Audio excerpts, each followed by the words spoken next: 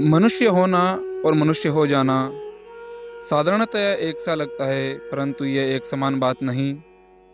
मनुष्य हो जाना तो प्रकृति की देन है, परंतु मनुष्य बने रहना यह हमारे ऊपर निर्भर करता है।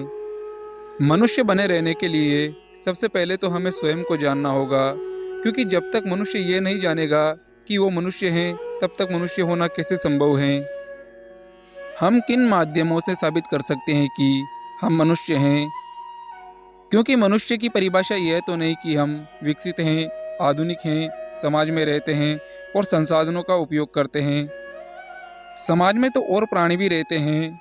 उदाहरण के लिए मधुमक्खियों का भी एक समाज होता है, और हो सकता है कि हम उनके लिए कोई जानवर हो। जिस तरह हमारा नज़रिया अन्य जीवों के प्रति यह है कि वो जानवर हैं, हो सकता है अन्य जीवों के नज़रिए से हम जानवर हो सकता है किसी बंदर के दृष्टिकोण से हम मनुष्य हो ही ना।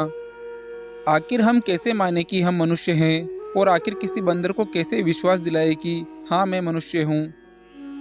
क्योंकि मनुष्य तो हम स्वयं को स्वयं कहते हैं। कभी किसी भैंस ने तो कहा नहीं कि आप मनुष्य हो। प्रकृति ने तो हमें सिर्फ जीव या प्राणी मात्र बनाया था। हमने स्वयं को मनुष्य कहना शुरू किया। लेकिन जिन्होंने सबसे पहले स्वयं को मनुष्य कहा होगा, वे उच्च बुद्धि के लोग होंगे। उन्होंने स्वयं के भीतर कुछ ऐसा देखा होगा जिसकी बदौलत उन्होंने स्वयं को मनुष्य कहा होगा। अपने भीतर उन्होंने कुछ विशिष्टता और आश्चर्यजनक पाया होगा, और उस विशिष्टता पर काफी गहनता के बाद उन्होंने खुद को मनुष्य कहा होगा।